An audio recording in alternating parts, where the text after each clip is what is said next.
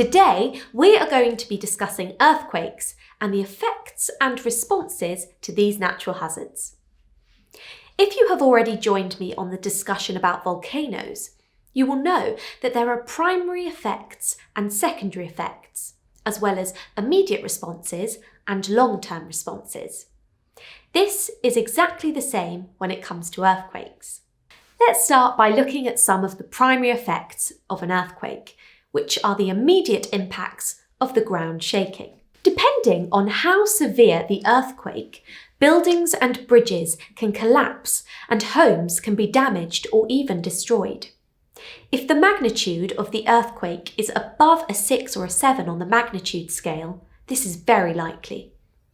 If buildings collapse, this of course creates a great danger for people. Understandably, the risk of injury or death is higher in areas that are heavily built up and densely populated. Falling debris can also injure or kill people, and people can become trapped inside fallen buildings.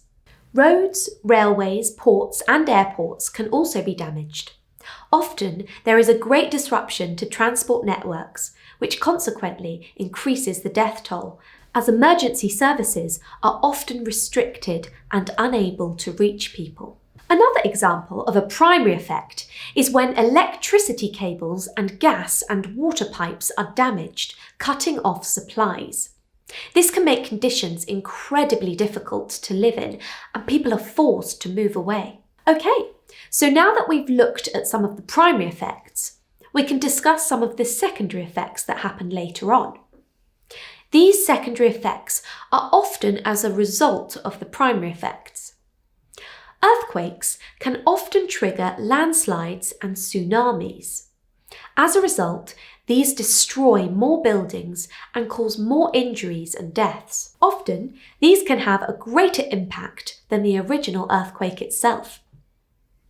Leaking gas is another secondary effect, which causes a great threat as it can be ignited, starting fires. As homes are destroyed, with often not enough shelter provided, people can be left homeless and are forced to endure unbearable conditions, which leads to illness and sometimes death. Sanitation also greatly suffers as the water supplies can be contaminated. This therefore leads to a lack of clean water, which consequently makes it easier for diseases to spread. Due to the blocked or destroyed roads, trade is also made very difficult. It takes a while for these to be repaired, as it is timely and costly. This really affects the economy. Another secondary effect is that businesses are damaged or destroyed, which causes unemployment and lost income. Tourists can also be put off coming to the area, as landmarks that they may have planned to once see may no longer be there. Some effects of earthquakes must be dealt with immediately in order to stop further loss of life, injuries, or damage to property. Others have to be dealt with in the longer term once there is time and money to do so. So, let's have a look at some immediate responses. These include things such as rescuing people who are trapped from collapsed buildings, treating injured people who have been hurt, recovering dead bodies to prevent the spread of disease, putting out fires that may have started, setting up shelters for people who have been made homeless. A real sense of community is formed during a time of a disaster such as an earthquake. People come together to provide temporary supplies of water, food, electricity and gas. Like when a volcano occurs, foreign governments or charities may help out by sending aid workers, supplies, equipment or financial donations to the affected areas.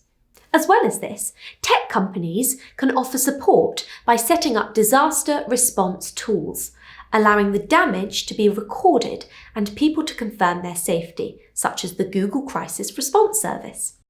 In the long term, responses include things such as rehousing people who have lost their homes, repairing or rebuilding damaged buildings, roads, railways and bridges. Long-term responses will also include reconnecting broken electricity, water, gas and communication connections.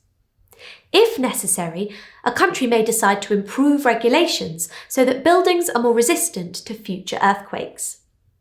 Initiatives to help the economy may also be set up, such as promoting tourism and giving people a reason to come and visit. So, now that we have explored some primary and secondary effects, as well as immediate and long-term responses, it is key to note that immediate responses are not only just for the primary effects. The secondary effects can often occur very quickly after the earthquake happens, and therefore they also need an immediate response. I am Miss Smith, and today we have been discussing the effects and responses when an earthquake occurs. Thank you for watching.